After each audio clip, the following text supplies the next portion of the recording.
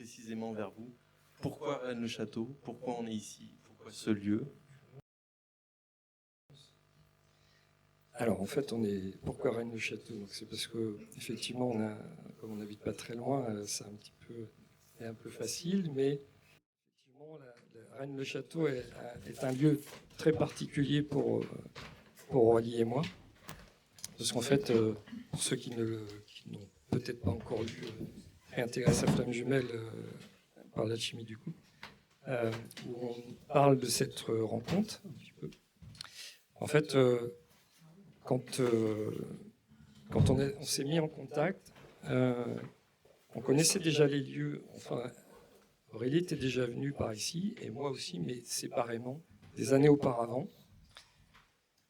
Et quand on s'est mis en contact, qu'on s'est téléphoné, et qu'on s'est dit, bon, bah là, il va peut-être falloir quand même se rencontrer, parce que les appels téléphoniques ont duré quand même quelques mois, et à un moment, on s'est décidé à se rencontrer. Et forcément, c'est devenu naturel. Enfin, le lieu était tout trouvé, et c'était Rennes-le-Château, forcément. Et donc, cette rencontre, elle s'est faite ici. Et quand je suis arrivé ici, Aurélie m'attendait dans la petite grotte que vous avez pu voir, peut-être si vous êtes déjà allé à côté de la chapelle, il y a une petite grotte. Elle m'attendait là. Et c'est là que la première fois, on s'est vus. Et donc, on est resté un petit peu comment dire, en méditation là, sans trop savoir quoi dire.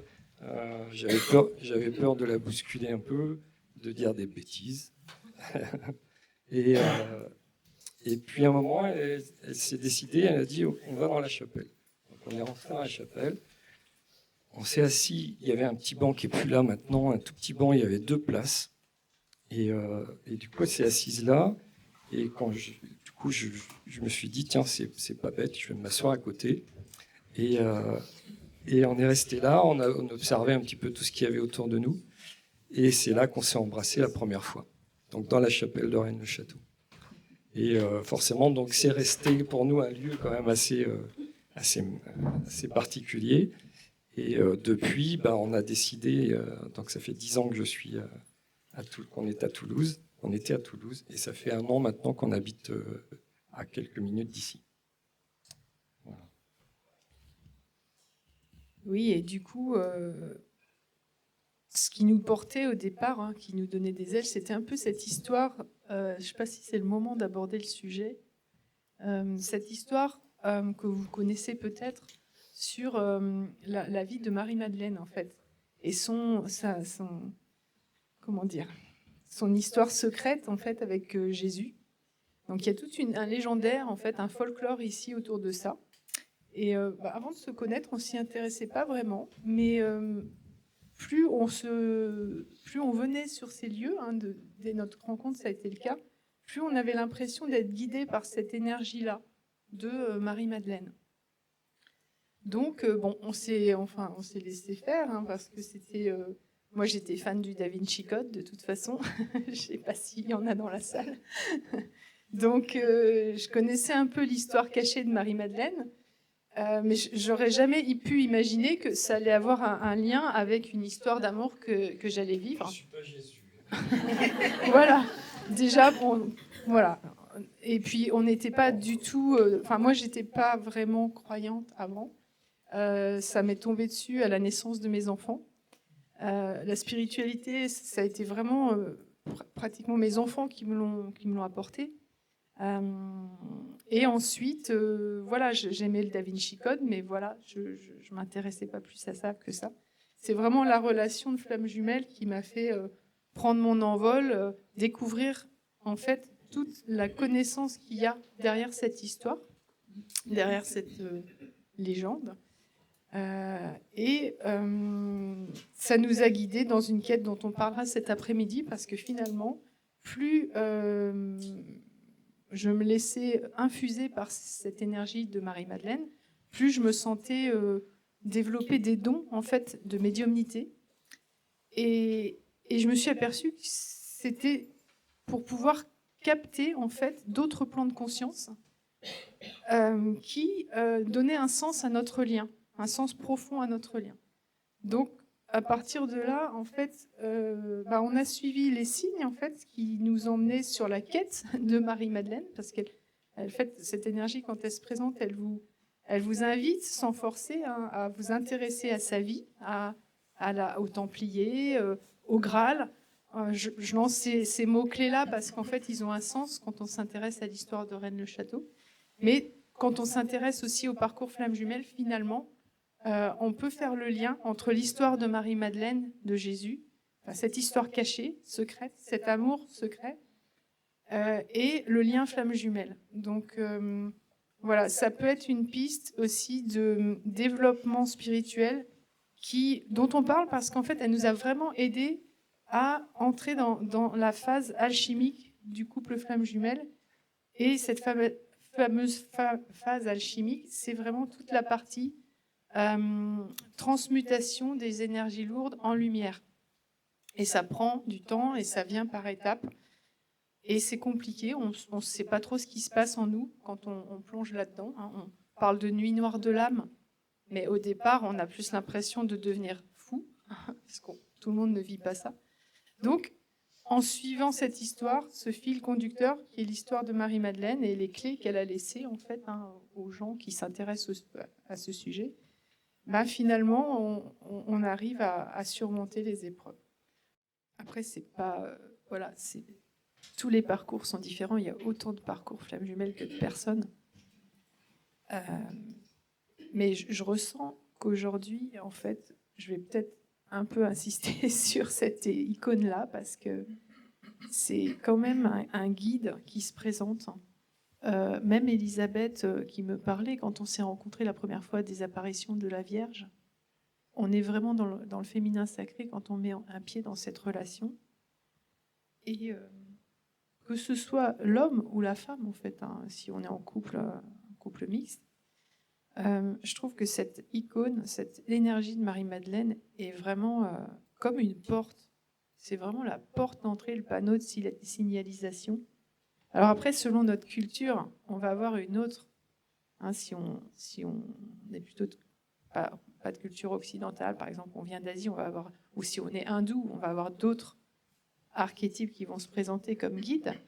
Mais nous, dans notre culture occidentale, c'est souvent la Vierge ou Marie-Madeleine qui se présente pour nous permettre de vraiment retourner, comme tu disais, déjà s'ancrer à la terre et aller chercher au fond de nous-mêmes ce féminin sacré, cet appel de l'âme qui nous tend la main et qui nous invite à mettre un pied dans ce chemin en nous disant, en fait, voilà ce qu'il faut comprendre entre ce qui est visible. L'invisible nous dit, prends ma main, moi, le féminin sacré, je vais te guider pas à pas.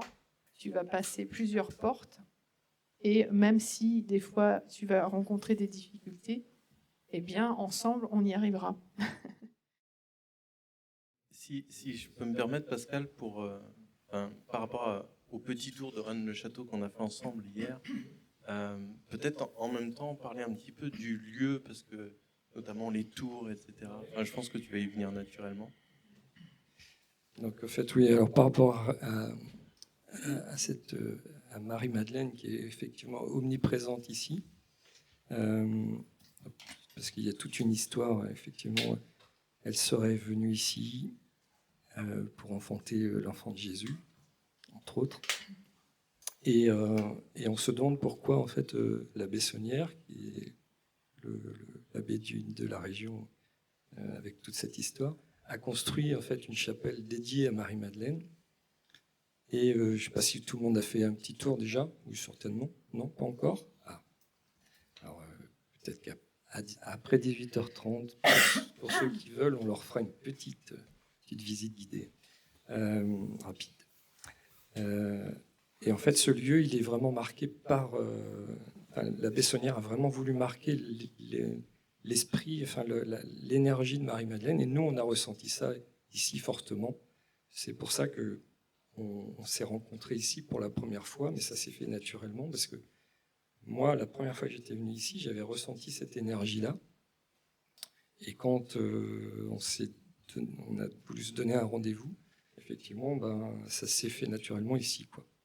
Si vous avez le temps après. En fait, nous ce qu'on a compris, enfin, ce que j'ai compris moi hier, c'est qu'au final, tout ce qui a été fait ici, c'est pour montrer un chemin initiatique. Et un chemin initiatique qui colle aussi, en fait, au parcours Flamme Jumelle. Oui. Parce qu'on oublie, on se dit c'est un curé, c'est quoi le rapport avec les Flammes Jumelles? Mais tout ça, il l'a fait avec Marie Desnarnaud, donc sa bonne, qui était aussi son amoureuse, selon les ragots, mais c'est pas faux, parce qu'ils étaient deux dans cette histoire. Et ça, c'est très important, parce qu'ils étaient sur les traces de l'histoire secrète de Jésus Marie-Madeleine. Peu importe qu'on y croit ou pas, mais c'est un couple qui leur donnait cet élan d'aller chercher ce trésor. Et eux-mêmes étaient en couple. Donc, voilà, quand on s'est rencontrés ici, on se demandait même s'il n'y avait pas un lien avec notre couple. Est-ce qu'on ne nous montrait pas quelque chose? Donc après, bien sûr, dans ce parcours Flamme Jumelle, vous le savez, tous plus ou moins, on nous demande individuellement de réunifier le féminin et le masculin. Nous, le yin et le yang.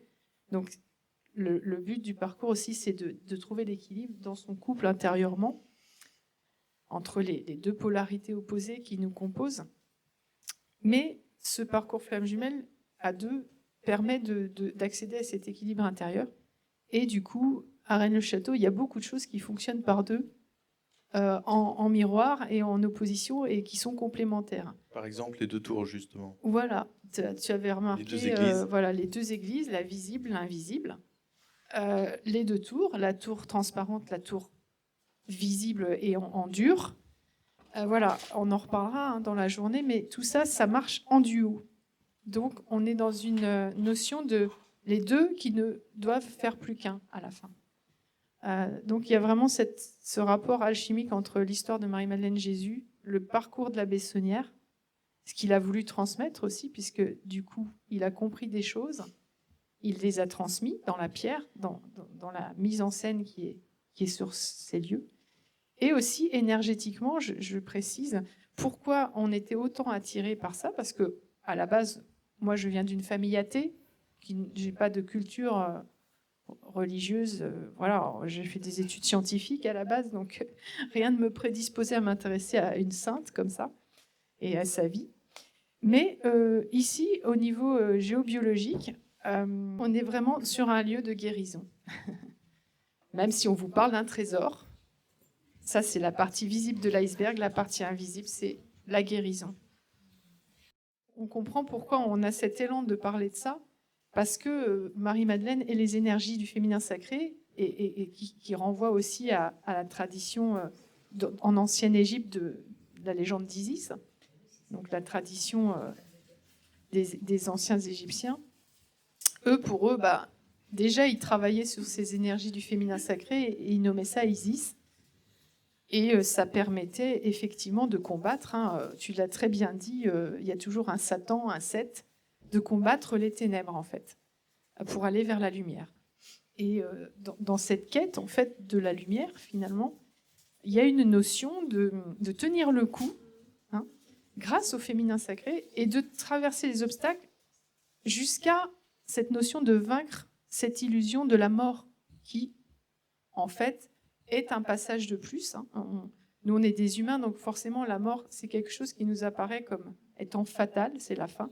Mais ça, c'est notre culture occidentale, en fait, qui le présente comme ça. Et sur cette quête, en fait, du féminin sacré, et dans cette quête des flammes jumelles, je trouve qu'il est important à un moment de se dire, j'oublie mon âge, j'oublie l'âge que j'ai, l'âge de mon autre, j'oublie qu'on a un temps limité sur Terre, parce que le travail qu'on commence là, il ne faut pas le voir en termes d'une vie. Il faut le voir en termes...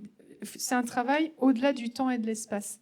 Vous travaillez avec votre âme pour le salut, la guérison de votre âme. Et votre autre fait pareil grâce à vous, en fait. Donc il y a vraiment une notion de guérison avec ces énergies d'Isis et du féminin sacré, mais de guérison profonde, pas seulement du corps, mais de l'âme et de l'esprit. Et je rebondis là sur le mot esprit, parce que quand on en arrive à avoir tellement purifié notre âme dans ce parcours, que l'esprit, donc on va l'appeler la flamme, puisqu'on est des flammes jumelles, l'esprit, c'est la flamme sacrée. Cet esprit, quand le parcours commence à devenir plus qu'on est dedans depuis un moment, cet esprit apparaît de plus en plus et on va dire qu'il vient féconder l'âme. Et l'âme peut alors enfanter une nouvelle version de soi. Et on est vraiment dans cette démarche-là avec le féminin sacré et les énergies de Marie-Madeleine. Voilà. Donc, des fois, je fais un petit peu le tour de la question comme ça, même si on va y revenir tout au long de la journée. Il faut oublier la mort, le temps limité, et penser que vous êtes des âmes immortelles dans un corps physique. Ça vous aidera beaucoup sur ce parcours parce que vous perdrez la notion du temps et aussi toutes les contraintes et les limitations mentales qui viennent avec. Et ça, c'est très important parce que quand l'ego fait son retour sur le parcours, j'ai plus l'âge de ces conneries, j'ai mes gosses, je dois manger, je dois gagner ma vie, sinon demain, qu'est-ce qui va se passer ? Dès qu'on se met dans le temps linéaire, on se place dans cette linéarité, c'est foutu. On est déjà dans notre ego. Donc, sur ce parcours, toujours penser à attraper cette main invisible du féminin sacré. Alors, si ça vous parle, vous pensez à Marie-Madeleine. Si vous préférez les Égyptiens, vous pensez à la déesse Isis. Et si vous avez la tête dans les étoiles, pensez à une étoile qui vous guide, n'importe laquelle, mais c'est pareil. On a besoin d'attraper cette main tendue pour dépasser nos limitations humaines. Et ce lien demande de faire cet effort-là tout le temps, parce que dès qu'on revient dans nos carcans, on ne ressent plus ça, en fait. Et l'autre devient presque notre ennemi ou un obstacle de plus sur notre chemin, alors qu'il est là pour nous aider justement à traverser, à percer le voile de cette linéarité, de cette prison temporelle. Ouais, parce que même nous qui sommes en couple, peut-être que vous vous dites que parce qu'on est en couple, c'est gagné, c'est tout le temps. Alors, c'est facile, voilà. Mais d'être dans ce que vient d'évoquer Aurélie, c'est-à-dire la non-linéarité, d'être dans la flamme, non. Ça nous demande un effort, une volonté d'y être. C'est pas parce qu'on est ensemble dans la même pièce qu'on ressent qu'on est dans la flamme et qu'on est justement dans cet état de conscience et dans des énergies très particulières. Pas du tout. Des fois, ça vient, des fois, ça repart. Des fois, il y a besoin qu'on fasse un effort. Des fois, ça nous revient tout d'un coup dessus. Donc, c'est juste pour dire que il y a vraiment une démarche aussi à faire. Dans ce parcours-là, nous, ce qu'on découvre, c'est qu'on n'a pas un chemin vers la spiritualité à s'éloigner de la matière ou un chemin vers la matière ou des personnes qui seraient... Voilà. C'est vraiment, en fait, de rallier les deux chemins ensemble. Et peut-être même à une véritable convergence de la matière et de la spiritualité. Et c'est aussi pour ça qu'on est dans un lieu comme ça. C'est aussi pour ça, parce que la spiritualité est vraiment ramenée finalement à de la matière, à un lieu. On peut le toucher, on peut le voir, on peut le sentir, on peut avoir une interaction avec. Et pour autant, c'est hautement symbolique, hautement spirituel. C'est que les lieux sont un moyen, il y en a d'autres, mais c'est aussi un moyen de se réancrer à sa spiritualité. Je fais l'espèce de lapsus exprès, justement, de vraiment retrouver sa spiritualité, son intériorité, mais par rapport à des lieux. On ne l'a pas dit, nous on arrive de Gisors, qui est aussi un lieu emblématique qu'on est en train de découvrir parce qu'on y est arrivé par hasard, en fait, par le plus grand des hasards, et on découvre ce lieu qui est aussi un lieu emblématique, avec une histoire d'ailleurs très similaire, étrangement similaire avec Rennes-le-Château. C'est que, en fait, quand on est dans ce parcours, il faut comprendre que c'est un parcours. Si on souhaite juste être avec une âme jumelle ou une flamme jumelle, si c'est juste pour cette idée-là et cette intention-là, j'ai envie de dire, vous allez dans le mur direct. C'est-à-dire qu'il faut vraiment comprendre que dès que vous allez vous retrouver avec cette personne, si c'est vraiment celle-ci, elle va vous amener justement à vous dépasser. elle est là pour ça. Au tout début, c'est magnifique. Et c'est vrai que ça vient nous chercher. C'est des énergies très, très, très positives. Mais fatalement, il va y avoir un moment où ça va friter. Mais c'est normal. Et c'est tout à fait... c'est le processus qui s'enclenche. Et ces lieux sacrés dont on va parler, ce sont des lieux qui vont vous aider aussi à dépasser certains aspects de vous-même que vous ne voulez pas, que vous avez du mal à dépasser. Et ces énergies qu'on peut y retrouver, pourquoi elles ont été marquées depuis la nuit des temps, c'est parce que justement elles ont ce pouvoir, le pouvoir de vous emmener là où vous ne pouvez pas aller tout seul. Donc c'est-à-dire que un lieu va parler à certains, ou va apporter quelque chose de libérateur, et vous allez vous sentir très très bien, et des endroits où vous allez vous sentir très très mal. Mais c'est parce que vous avez quelque chose à comprendre à cet endroit-là. Et quand on sent cet aspect-là un petit peu lourd, il faut pas le repousser. Au contraire, il faut presque en être content qu'il soit là, parce qu'il va vous montrer, il veut vous montrer quelque chose que vous avez besoin de dépasser pour pouvoir vivre la relation en harmonie. Alors ça va être tout un... Je te coupe une seconde, parce que quand tu dis l'autre va nous amener, nous donne l'opportunité quelque part de faire ce travail-là, le vivre en opposition, le vivre en se braquant, va nous empêcher de rencontrer ce qu'on a à rencontrer. Donc, quand on est confronté à quelque chose, d'arriver à prendre, c'est difficile, hein, on a tous notre ego et voilà, les choses qui nous en empêchent, mais la démarche, c'est d'arriver à voir les choses d'un petit peu plus loin, à ne pas rentrer dans une opposition qui viendrait nous empêcher d'avancer. C'est ce que je voulais préciser par rapport à ce que tu dis. Oui, bien sûr. Oui, tout à fait. Après, forcément que les deux personnes vont avoir leur... Pourquoi ça va être très difficile dès le départ, enfin très très vite, c'est parce que justement, cette rencontre est là pour nous montrer notre ego et en miroir. Donc forcément que si on n'arrive pas à se dire bon bah c'est normal qu'il me montre des choses, c'est évident que vous allez vous écarter très vite l'un de l'autre, quoi. Donc j'ai envie de dire il faut vraiment conscientiser ça, c'est-à-dire que c'est une rencontre qui va vous permettre d'aller vers vous-même et de trouver le trésor qui est en vous. La Bessonnière a trouvé un trésor. Il s'en est servi. Donc il a rencontré l'amour, il a creusé dans le cimetière. Donc, il faut creuser pour aller creuser à l'intérieur pour aller voir ce qui s'y passe. Il a creusé dans le cimetière, donc il a déterré des morts, il a déterré des choses, voilà, enfin, c'est bien sûr symbolique. Et au final, il a trouvé un trésor qui lui a permis de faire tout ce qu'il y a à Rennes-le-Château. Donc cette transmission-là qui vous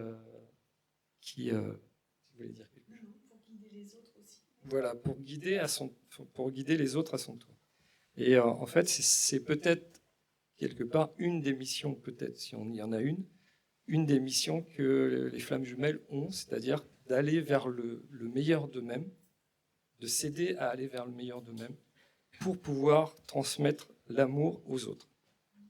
Donc, vous allez avoir des gens qui vont passer dans votre vie et qui vont vous apporter un aspect de vous que vous ne voulez pas voir. Donc, la flamme jumelle, c'est augmenter fois 1000, mais vous avez aussi une copine, un copain, un voisin, un truc qui va vous dire quelque chose, qui va venir vous chercher. Ça va vous énerver, vous allez le traiter de tous les noms, mais pourtant, il vient vous pointer quelque chose. Soit une blessure de rejet, d'abandon, tout ce qu'on veut. Et c'est pour ça qu'il faut être conscient que c'est un parcours, nous on l'appelle parcours alchimique, parce que c'est de l'alchimie. C'est super intéressant parce qu'en fait, on vit les mêmes choses et c'est juste nos personnalités humaines qui font qu'on ne va pas l'aborder pareil. Puis au final, il va se passer les mêmes choses à l'intérieur. Moi, je rigole parce que j'ai les mêmes questionnements que toi. J'ai plein de situations comme elle, en fait, où je me suis posé toutes ces questions. Oui, non, j'y vais pas. Et alors, moi, comme je suis pas vraiment un runner, je suis plus un chaser, je faisais le gros bourrin, hein, le bulldozer. C'est allez, on y va, Rambo. Et ça va passer, ça passe ou ça casse, quoi. On y va. Et mais avec les mêmes questionnements au final. Oh ouais, mais quand même, c'est bizarre. Et puis, est-ce que je suis pas complètement dans la mauvaise direction ou autre? Et même feeling, le cœur qui s'ouvre quand tu es en présence de l'autre et en même temps des doutes affreux. Tu te souviens, une fois, on s'était vraiment engueulé et tu étais reparti en Bretagne. Enfin, je pensais que tu étais reparti en Bretagne. Et en fait... Oui, alors du coup, là, c'était tellement puissant que finalement, j'ai pris ma valise, j'ai dit, ouais, j'y vais. Je repars en Bretagne. Et arrivé en allant sur la bretelle d'autoroute, au lieu de prendre sur la Bretagne, j'ai pris vers Rennes-le-Château. Et une fois que j'étais là-bas, elle m'a appelé et je lui ai dit, je suis à Rennes-le-Château. Donc, du coup, ça s'est décanté à ce moment-là, quoi. On a failli se séparer ce jour-là, vraiment, parce que on arrivait à un stade où même moi, je voulais faire le runner, en fait. Donc là, vraiment, il n'y avait plus d'espoir. Il y a un rejet, rejet au départ de l'autre. Donc, enfin, ça faisait combien de temps? Des mois qu'on habitait ensemble, peut-être ouais. Et là, ça atteignait des sommets du n'importe quoi. Et les égos, on n'arrivait plus à basculer dans la polarité de l'âme, quoi. C'était que les égos en opposition. Et ce qui est marrant, c'est que quand même, au moment où il a mis les pieds dans la chapelle, je l'ai senti à distance. Moi, j'étais à Toulouse, pas loin de l'aéroport de Toulouse, de Blagnac. Et je marchais et je me disais, bon débarras. Vraiment, je le pensais vraiment, je vous assure. Hein, parce que je me disais, je respire enfin, ça fait 1 semaine que c'est horrible. Les énergies sont trop lourdes à la maison et bon débarras. Je respire. Et à peu près au même moment, il rentrait dans la chapelle de Rennes-le-Château et là, j'ai eu une prise de conscience, mais alors, comme si tout d'un coup, une énergie descend et vous ramène à vous-même. Et je me suis dit, merde, je crois que là, je commence à douter de mon choix. Et là, oh non, là, et quelque chose me dit, mais appelle-le. Et j'ai appelé et j'avais vraiment le cœur qui battait. Je pensais qu'il n'allait pas répondre et que voilà, il allait me jeter pendant toute sa vie, quoi. Et il a répondu. Et j'ai eu un grand soulagement. Et voilà. Mais c'est pour dire que même dans le rôle du chaser, on en arrive au même doute et au même questionnement qu'il faut que l'autre s'en aille, quoi. Donc, c'est qu'effectivement, au lieu de partir en Bretagne, je suis allé à Rennes-le-Château pour dire qu'effectivement, on peut à certains moments être attiré par un lieu qui va nous permettre de pouvoir dépasser ce qui se passe sur le moment, quoi. Donc c'est pour ça qu'il ne faut pas hésiter à aller sur quelque chose qui vous appelle. Vous allez tout seul dessus, sur ce lieu-là, et quelque chose va vous permettre de diluer tout ça, cet aspect un peu lourd, et vous allez être transformé en repartant. Donc peut-être pas tout de suite, mais dans les jours et les semaines qui viennent, ça va transmuter quelque chose.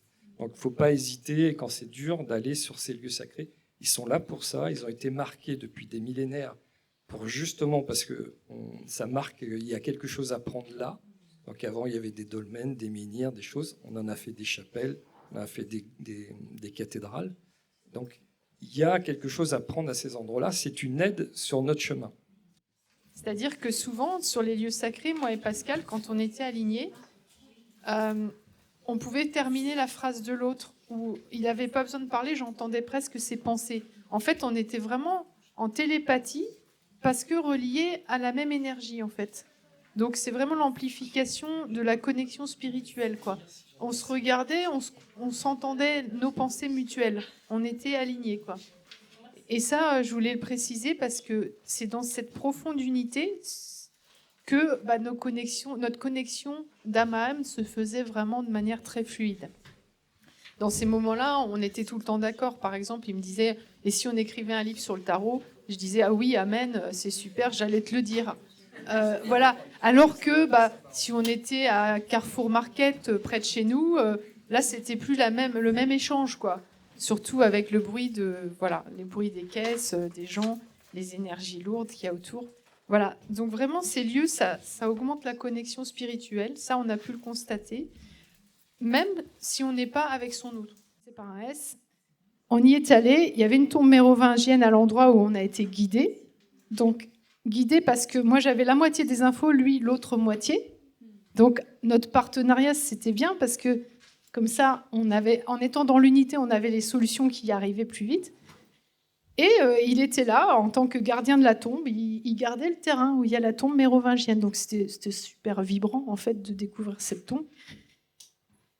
Je pousse un peu plus loin l'histoire, parce qu'en fait, l'important, c'est qu'à la fin, on s'en fichait qu'il y ait Marie-Madeleine ou pas dans la tombe. Parce que souvent, on en a discuté, on s'est dit, ça se trouve, elle n'est pas là, Marie-Madeleine. Et ben, en fait, c'était même plus le but. En fait, c'est que en arrivant à cette tombe, on avait l'impression qu'on s'était trouvés nous deux. On avait réussi à pas s'engueuler pour atteindre notre objectif.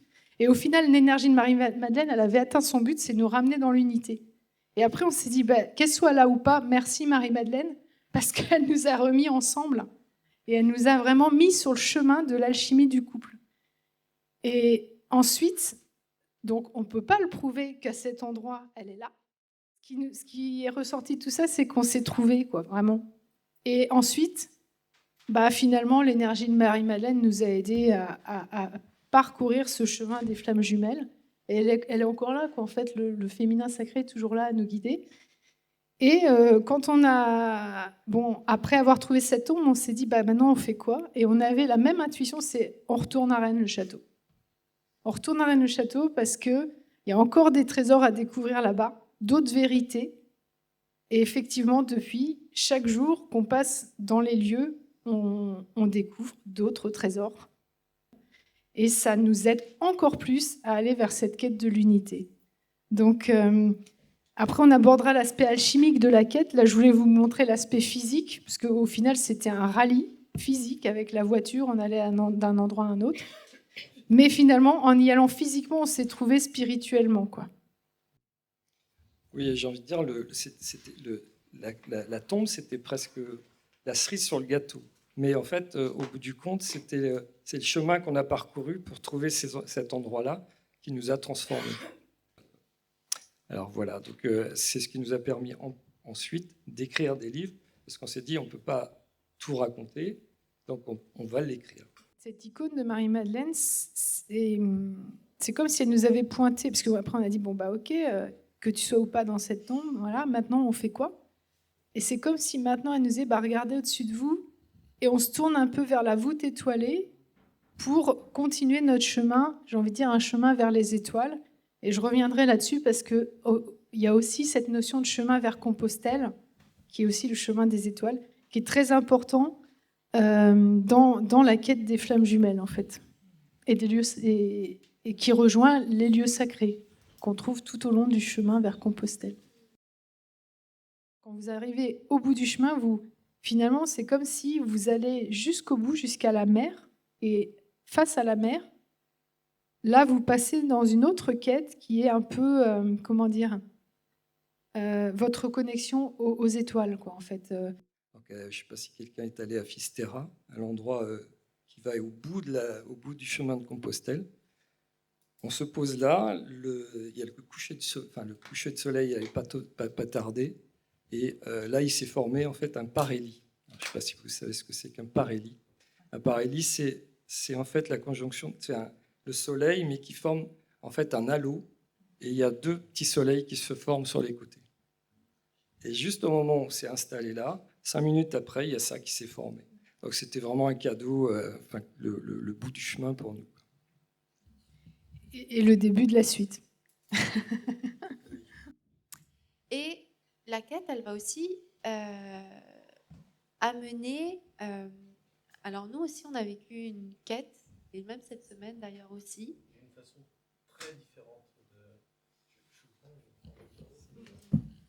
D'une façon très différente de Pascal et Aurélie. Mais la première quête, c'était quand on allait à Lourdes, qui pour nous aussi a marqué une fin, de quelque chose et un début d'autre chose. En fait, vous nous avez transmis cette idée de quête, et à partir de ce moment-là, on s'est mis à le voir avec ce regard-là. Voilà. Et du coup, effectivement, on est parti dans ce voyage à Lourdes. Exactement. Et la quête, c'est pour moi aussi un moment où moi j'ai eu le sentiment vraiment, alors que oui, en effet, on avait, on va dire, des informations qui venaient de cette prise en main, mais aussi qu'il y avait comme plein de synchronicité, plein de moments où on aurait dit que la Terre aussi voulait nous parler, où la vie amène voilà, il faut être au rendez-vous, et la vie, nous, la Terre, tout est au rendez-vous pour avoir et choper ces informations.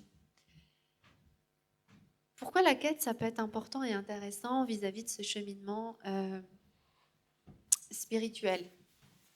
Quel est le lien de flamme jumelle? C'est que ça demande de le vouloir. C'est-à-dire, on part en quête. Si je reste sur mon fauteuil, je pars nulle part. Mais si je commence à me mettre en chemin, alors je me mets en quête d'être à des points de rendez-vous. Des lieux. À des lieux avec des énergies, des personnes qui vont amener certaines informations. Ça, c'est une chose. Après, est-ce que je vais être disposée à choper les informations? Ça, c'est aussi autre chose. Parce que bien souvent, on peut avoir des informations dans la vie courante, et puis, oh, bah, c'est un joli signe. Mais c'est tout. Et d'ailleurs, par rapport à la visite peut-être ce soir de l'église invisible et d'autres lieux de Rennes-le-Château, alors oui, il y a ce que ça veut dire, il y a les éléments, la beauté des éléments, ce que ça veut dire, mais on vous invite vraiment d'essayer de regarder ce que ça vient dire sur vous-même.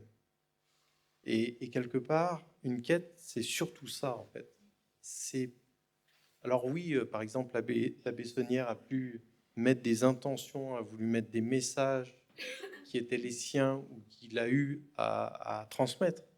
Mais la véritable importance est le message que vous recevez. Et souvent, on oublie d'écouter le message vraiment lié à soi-même. Donc en fait, il y a vraiment plusieurs niveaux de lecture dans une quête, dans un message. Le tableau qui est derrière moi peut en témoigner également, enfin le tableau, la tapisserie. On peut la voir comme une belle tapisserie, on peut voir toute l'histoire et tous les messages qui sont transmis là-dedans. Et puis il y a aussi ce que ça nous fait à chacun. Voilà. Donc c'est aussi ça la quête, et ce qu'on découvre est d'une toute autre manière que vous. Nous, la quête qu'on a conscientisée, notamment grâce à vous, d'avoir conscientisé qu'on était dans une quête, parce que pour nous, ce n'était pas visible, pour une bonne et simple raison, c'est qu'on n'y met pas un but derrière. Là où vous aviez quelque part une énigme à résoudre et un chemin à faire, nous, notre quête, on ne connaît pas le but. Ça ne la rend pas moins intéressante, ni surprenante, ni nous emmener à d'autres lieux. C'est complètement différent. Et d'ailleurs, ce qu'on est en train, et même encore aujourd'hui, pour venir jusqu'à vous aujourd'hui, toute cette semaine, le périple qu'on a fait pour venir jusque-là, eh bien, pour nous, c'est notre quête, parce qu'il y a des éléments qui se sont présentés. On a eu des éléments de compréhension par rapport au lien flamme jumelle, par rapport à nous-mêmes, par rapport alors individuellement, par rapport au couple, par rapport à plein de choses. Par rapport à Marie-Madeleine. Par rapport à Marie-Madeleine, tu fais très très bien de le préciser. Et Jésus. Exactement, Jésus. Et aussi l'histoire de ce lieu, des lieux environnants qu'on ne connaissait pas du tout.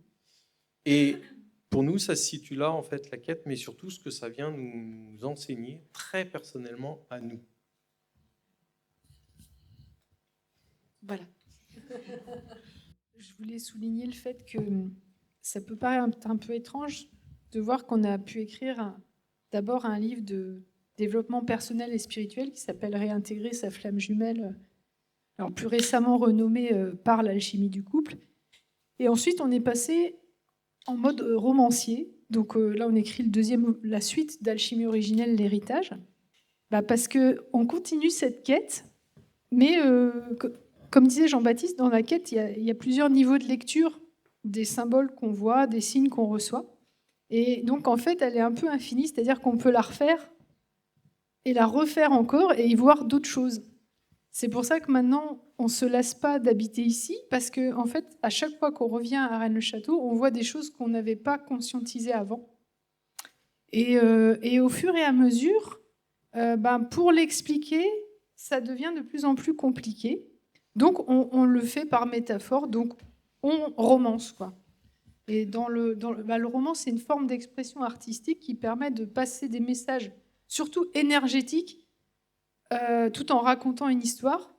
Mais c'est comme la mythologie par rapport à l'histoire. Vous voyez, quand vous racontez l'histoire de l'humanité ou de la France aux enfants, c'est des faits. Et puis à un moment, il y a des choses dans l'histoire des civilisations qu'on ne peut pas raconter, en fait, en alignant des faits. Il y a des choses, des conscientisations de nos ancêtres qui se passent au niveau de l'âme et qui n'ont pas pu être transmis dans les faits, dans l'histoire. Donc ça, c'est transmis dans la mythologie en général. Et c'est pour ça que la mythologie passionne beaucoup de gens, c'est qu'on sent qu'il y a le niveau de l'âme dedans. C'est pas complètement irrationnel ce qu'il y a dans la mythologie, c'est juste un autre plan de conscience qui s'exprime. Et le roman, c'est un peu la façon dont, nous, en tant que Flammes Jumelles, on va essayer de retranscrire des conscientisations du plan de l'âme qu'on ne peut pas expliquer en termes de faits. C'est des expériences intérieures qu'on partage à deux, mais qui ne peuvent pas être racontées oralement. Donc, on va en fait partir dans l'imagination pour pouvoir retranscrire en fait ces énergies-là, qui sont de plus en plus subtiles et qui ne sont pas du tout concrètes. Et donc, à un moment, il faut passer dans l'art, quoi. Et l'art, le roman est une forme d'art.